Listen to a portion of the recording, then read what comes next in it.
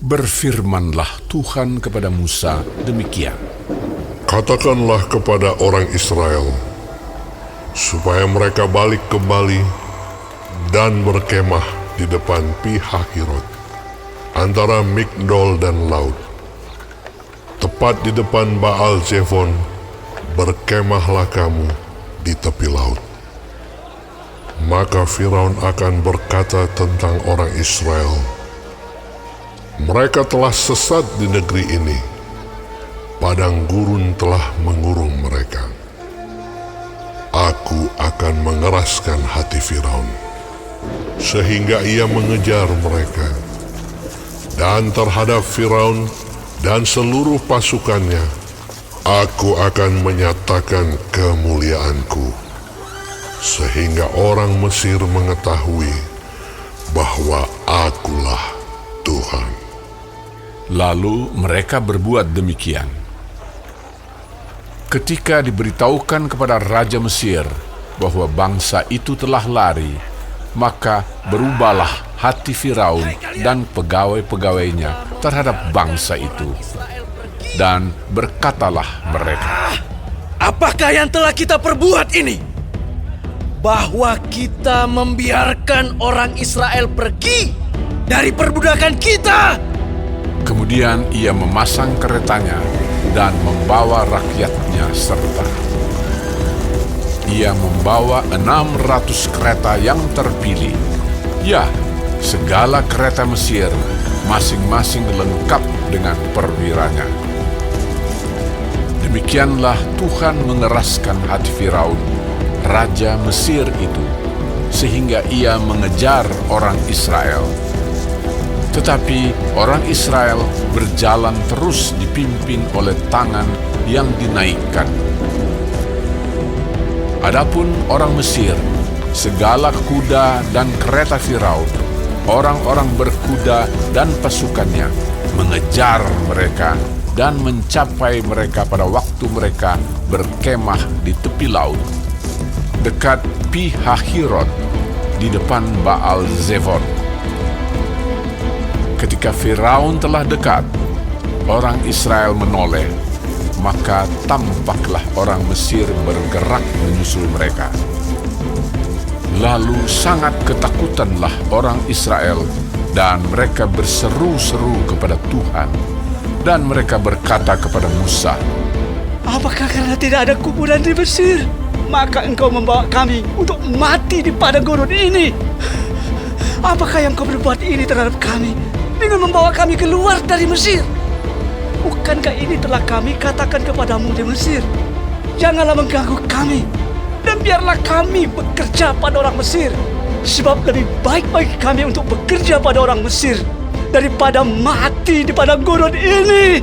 Tetapi berkatalah Musa kepada bangsa itu, janganlah takut, berdirilah tetap, dan lihatlah keselamatan dari Tuhan yang akan diberikannya hari ini kepadamu.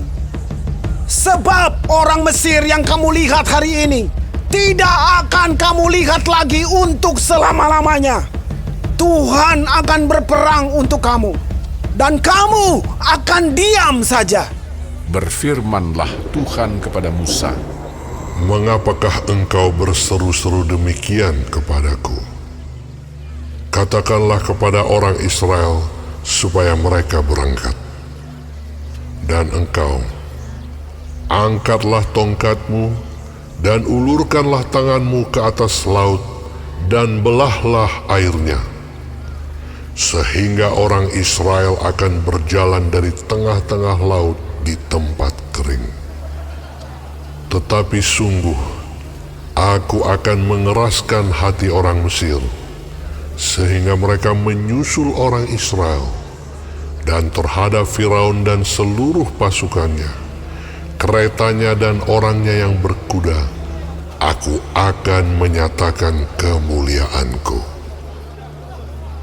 Maka orang Mesir akan mengetahui bahwa akulah Tuhan, apabila aku memperlihatkan kemuliaanku terhadap Firaun, keretanya, dan orangnya yang berkuda. Kemudian bergeraklah malaikat Allah yang tadinya berjalan di depan tentara Israel, lalu berjalan di belakang mereka, dan tiang awan itu bergerak dari depan mereka, lalu berdiri di belakang mereka. Demikianlah tiang itu berdiri di antara tentara orang Mesir dan tentara orang Israel. Dan oleh karena awan itu menimbulkan kegelapan, maka malam itu lewat, sehingga yang satu tidak dapat mendekati yang lain semalam-malaman itu. Lalu Musa mengulurkan tangannya ke atas laut, dan semalam-malaman itu Tuhan menguakkan air laut dengan perantaraan angin timur yang keras, membuat laut itu menjadi tanah kering, maka terbelahlah air itu. Demikianlah orang Israel berjalan dari tengah-tengah laut di tempat kering, sedang di kiri dan di kanan mereka air itu sebagai tembok bagi mereka. Orang Mesir mengejar dan menyusul mereka. Segala kuda Firaun, keretanya dan orangnya yang berkuda, sampai ke tengah-tengah laut. Dan pada waktu jaga pagi, Tuhan yang di dalam tiang api dan awan itu memandang kepada tentara orang Mesir, lalu dikacaukannya tentara orang Mesir itu. Ia membuat roda keretanya berjalan miring dan maju dengan berat, sehingga orang Mesir berkata, "Marilah kita lari meninggalkan orang Israel, sebab Tuhanlah yang berperang untuk mereka melawan Mesir."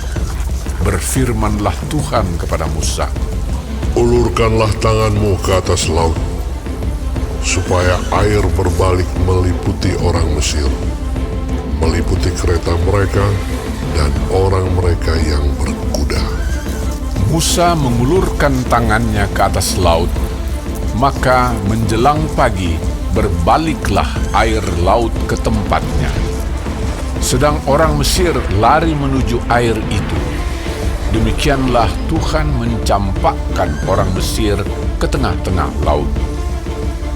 Berbaliklah segala air itu, lalu menutupi kereta dan orang berkuda dari seluruh pasukan Firaun, yang telah menyusul orang Israel itu ke laut. Seorang pun tidak ada yang tinggal dari mereka. Tetapi orang Israel berjalan di tempat kering dari tengah-tengah laut, sedang di kiri dan di kanan mereka air itu sebagai tembok bagi mereka. Demikianlah pada hari itu Tuhan menyelamatkan orang Israel dari tangan orang Mesir. Dan orang Israel melihat orang Mesir mati terhantar di pantai laut. Ketika dilihat oleh orang Israel betapa besarnya perbuatan yang dilakukan Tuhan terhadap orang Mesir, maka takutlah bangsa itu kepada Tuhan, dan mereka percaya kepada Tuhan dan kepada Musa, hambanya itu. Keluaran 15. Pada waktu itu, Musa bersama-sama dengan orang Israel menyanyikan nyanyian ini bagi Tuhan yang berbunyi, Baiklah aku menyanyi bagi Tuhan, sebab ia tinggi luhur, kuda dan penunggangnya dilemparkannya ke dalam laut. Tuhan itu kekuatanku dan mazmurku, ia telah menjadi keselamatanku. Ia Allahku, ku puji Dia. Ia Allah Bapakku, ku luhurkan Dia. Tuhan itu pahlawan perang, Tuhan itulah namanya. Kereta Firaun dan pasukannya dibuangnya ke dalam laut. Para perwiranya yang pilihan dibenamkan ke dalam laut Teberau. Samudra raya menutupi mereka. Ke air yang dalam mereka tenggelam seperti batu. Tangan kananmu Tuhan Mulia karena kekuasaan-Mu, tangan kanan-Mu Tuhan menghancurkan musuh.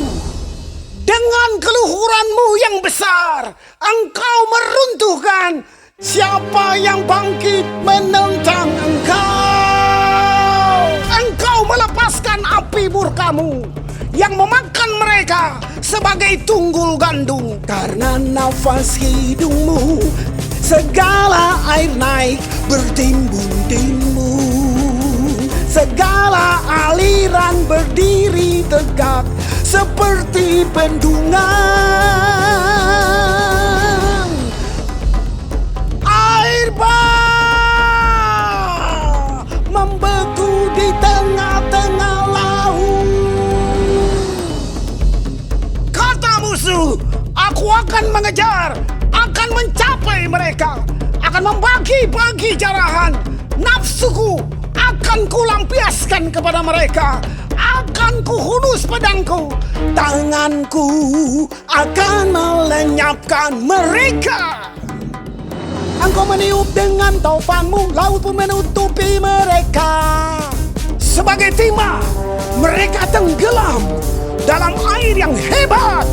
Siapakah yang seperti Engkau di antara para Allah, ya Tuhan? Siapakah seperti Engkau? Mulia karena kekudusan-Mu, menakutkan karena perbuatan-Mu yang masyhur. Engkau pembuat keajaiban. Engkau mengulurkan tangan kanan-Mu, bumi pun menelan mereka. Dengan kasih setia-Mu, Engkau menuntun umat yang telah Kau tebus. Dengan kekuatan-Mu, Engkau membimbingnya ke tempat kediaman-Mu yang kudus. Bangsa-bangsa mendengarnya, mereka pun menggigil. Kegentaran menghinggapi penduduk tanah Filistin. Pada waktu itu, gemparlah para kepala kaum di Edom. Kedahsyatan menghinggapi orang-orang berkuasa di Moab. Semua penduduk tanah Kanaan gemetar. Ngeri dan takut menimpa mereka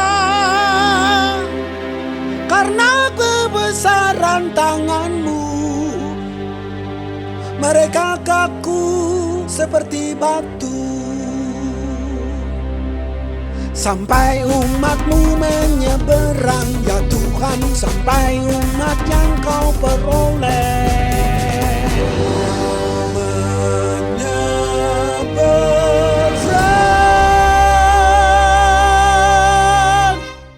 Engkau membawa mereka dan Kau cangkokkan mereka di atas gunung milik-Mu sendiri,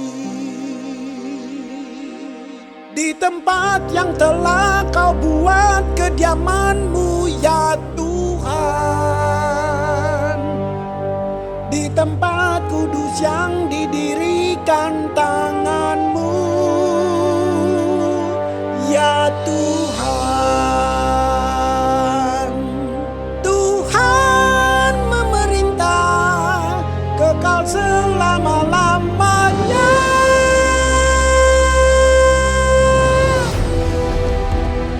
Ketika kuda Firaun dengan keretanya dan orangnya yang berkuda telah masuk ke laut, maka Tuhan membuat air laut berbalik meliputi mereka.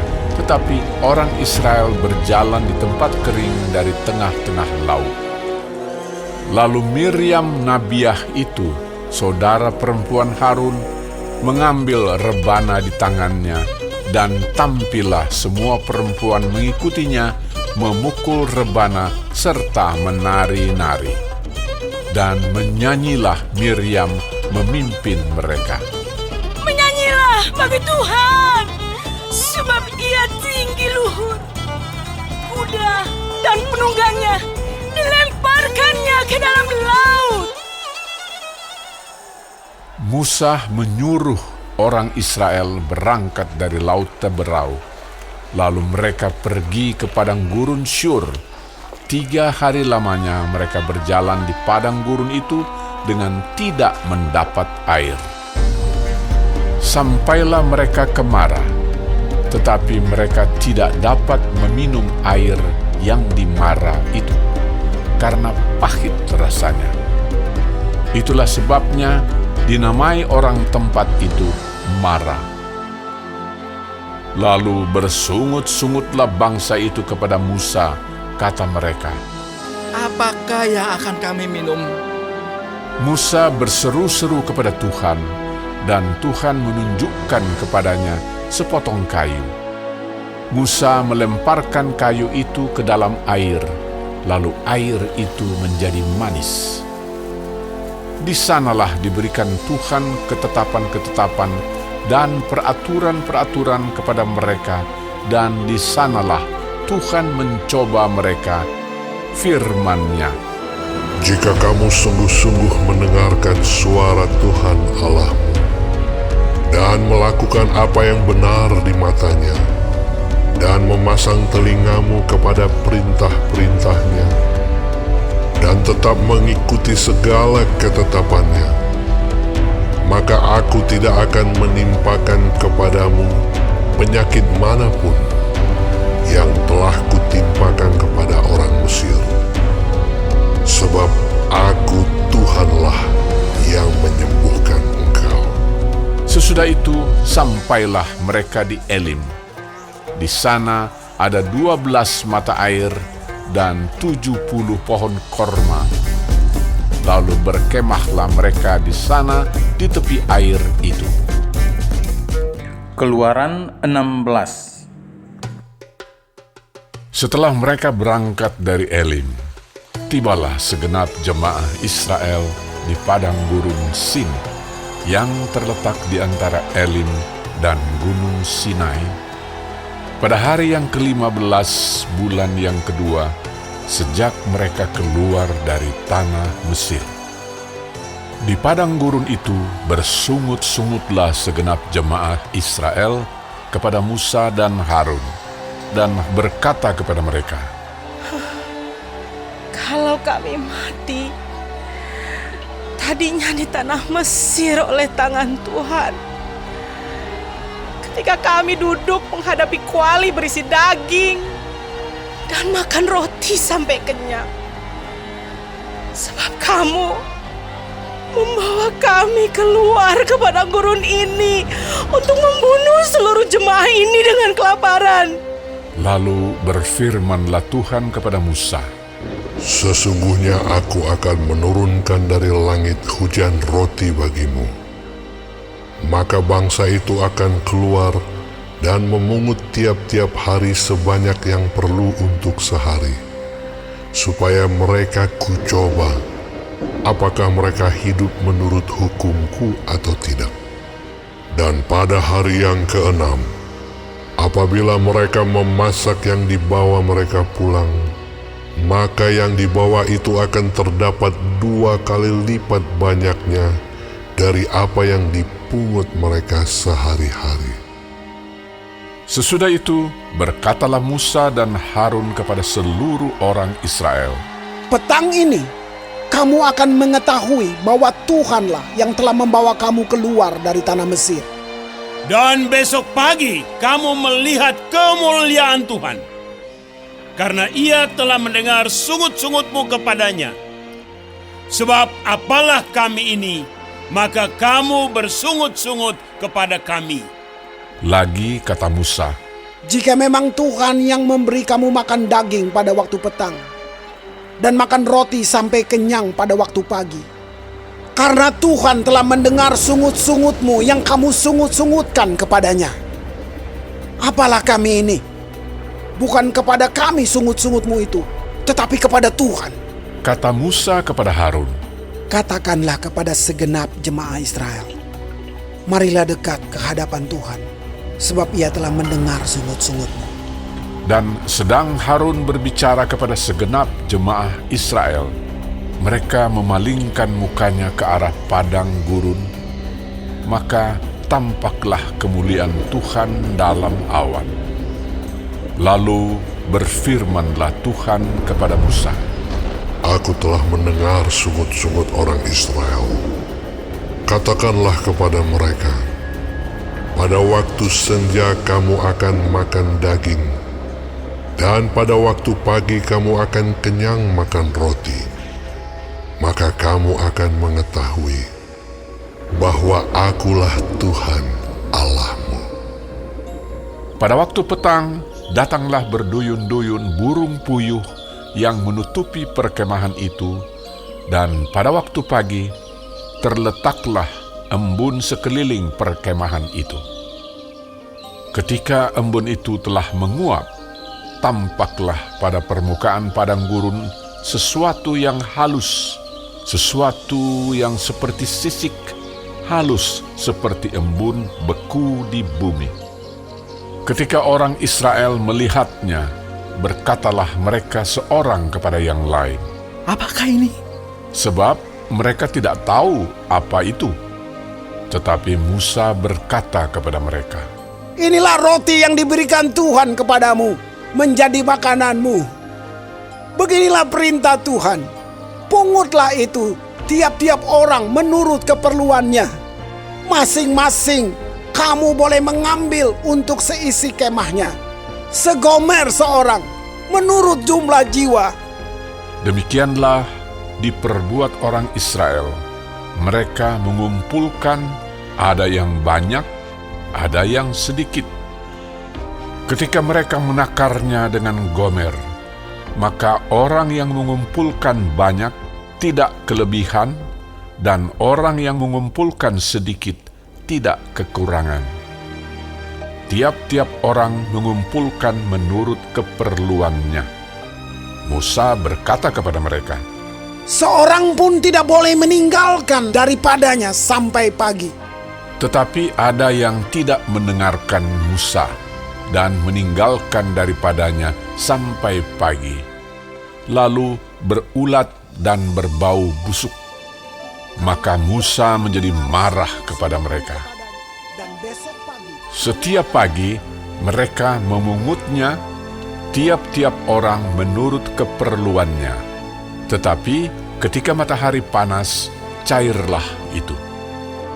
Dan pada hari yang keenam, mereka memungut roti itu 2 kali lipat banyaknya, 2 gomer untuk tiap-tiap orang. Dan datanglah semua pemimpin jemaah memberitahukannya kepada Musa. Lalu berkatalah Musa kepada mereka, Inilah yang dimaksudkan Tuhan. Besok adalah hari pergantian penuh, Sabat yang kudus bagi Tuhan. Maka roti yang perlu kamu bakar, bakarlah. Dan apa yang perlu kamu masak, masaklah. Dan segala kelebihannya biarkanlah di tempatnya untuk disimpan sampai pagi. mereka membiarkannya di tempatnya sampai keesokan harinya, seperti yang diperintahkan Musa. Lalu tidaklah berbau busuk dan tidak ada ulat di dalamnya. Selanjutnya kata Musa, Makanlah itu pada hari ini, sebab hari ini adalah Sabat untuk Tuhan. Pada hari ini tidaklah kamu mendapatnya di padang. 6 hari lamanya kamu memungutnya, tetapi pada hari yang ke-7 ada Sabat. Maka roti itu tidak ada pada hari itu. tetapi ketika pada hari ke-7 ada dari bangsa itu yang keluar memungutnya, tidaklah mereka mendapatnya. Sebab itu Tuhan berfirman kepada Musa, Berapa lama lagi kamu menolak mengikuti segala perintahku dan hukumku? Perhatikanlah, Tuhan telah memberikan Sabat itu kepadamu. Itulah sebabnya pada hari ke-6, Ia memberikan kepadamu roti untuk 2 hari. Tinggallah kamu di tempatmu masing-masing. Seorang pun tidak boleh keluar dari tempatnya pada hari ketujuh itu. Lalu beristirahatlah bangsa itu pada hari ketujuh. Umat Israel menyebutkan namanya manna. Warnanya putih seperti ketumbar dan rasanya seperti rasa kue madu. Musa berkata, Beginilah perintah Tuhan. Ambillah segomer penuh untuk disimpan turun-temurun, supaya keturunan mereka melihat roti yang kuberi kamu makan di padang gurun ketika aku membawa kamu keluar dari tanah Mesir. Sebab itu Musa berkata kepada Harun, Ambillah sebuah buli-buli, taruhlah mana di dalamnya segomer penuh, dan tempatkanlah itu di hadapan Tuhan untuk disimpan turun-temurun. seperti yang diperintahkan Tuhan kepada Musa, demikianlah buli-buli itu ditempatkan Harun di hadapan tabut hukum Allah untuk disimpan. Orang Israel makan mana 40 tahun lamanya, sampai mereka tiba di tanah yang didiami orang. Mereka makan mana sampai tiba di perbatasan tanah Kanaan. Adapun segomer ialah 1/10 eva. Keluaran 17. Kemudian berangkatlah segenap jemaah Israel dari padang gurun Sin, berjalan dari tempat persinggahan ke tempat persinggahan, sesuai dengan titah Tuhan. Lalu berkemahlah mereka di Rafidim, tetapi di sana tidak ada air untuk diminum bangsa itu. Jadi mulailah mereka itu bertengkar dengan Musa. Kata mereka, Berikanlah air pada kami, supaya kami dapat minum. tetapi Musa berkata kepada mereka, Mengapakah kamu bertengkar dengan aku? Mengapakah kamu mencobai Tuhan? hauslah bangsa itu akan air di sana. Bersungut-sungutlah bangsa itu kepada Musa dan berkata, Mengapa pula engkau memimpin kami keluar dari Mesir untuk membunuh kami, anak-anak kami, dan ternak kami dengan kehausan? Lalu berseru-serulah Musa kepada Tuhan, katanya, Apakah yang akan kulakukan kepada bangsa ini? Sebentar lagi mereka akan melempari aku dengan batu. Berfirmanlah Tuhan kepada Musa, Berjalanlah di depan bangsa itu, dan bawalah beserta engkau beberapa orang dari antara para tua-tua Israel. Bawalah juga di tanganmu tongkatmu yang kau pakai memukul sungai Nil, dan pergilah. Maka aku akan berdiri di sana di depanmu, di atas gunung batu di Horeb. Haruslah kau pukul gunung batu itu, dan dari dalamnya akan keluar air, sehingga bangsa itu dapat minum. demikianlah diperbuat Musa di depan mata tua-tua Israel. Dinamailah tempat itu Massa dan Meriba, oleh karena orang Israel telah bertengkar dan oleh karena mereka telah mencobai Tuhan dengan mengatakan, Adakah Tuhan di tengah-tengah kita atau tidak? Lalu datanglah orang Amalek dan berperang melawan orang Israel di Rafidim. Musa berkata kepada Yosua, Pilihlah orang-orang bagi kita, lalu keluarlah berperang melawan orang Amalek. Besok aku akan berdiri di puncak bukit itu dengan memegang tongkat Allah di tanganku. Lalu Yosua melakukan seperti yang dikatakan Musa kepadanya dan berperang melawan orang Amalek. Tetapi Musa, Harun dan Hur telah naik ke puncak bukit. Dan terjadilah apabila Musa mengangkat tangannya, lebih kuatlah Israel. Tetapi apabila ia menurunkan tangannya, lebih kuatlah Amalek. Maka penatlah tangan Musa. Sebab itu mereka mengambil sebuah batu, diletakkanlah di bawahnya, supaya ia duduk di atasnya. Harun dan Hur menopang kedua belah tangannya, seorang di sisi yang satu, seorang di sisi yang lain, sehingga tangannya tidak bergerak sampai matahari terbenam. Demikianlah Yosua mengalahkan Amalek dan rakyatnya dengan mata pedang. Kemudian berfirmanlah Tuhan kepada Musa, Tuliskanlah semuanya ini dalam sebuah kitab sebagai tanda peringatan. Dan ingatkanlah ke telinga Yosua bahwa aku akan menghapuskan sama sekali ingatan kepada Amalek dari kolong langit. Lalu Musa mendirikan sebuah mezbah dan menamainya Tuhanlah panji-panjiku. Ia berkata, Tangan di atas panji-panji Tuhan. Tuhan berperang melawan Amalek turun-temurun.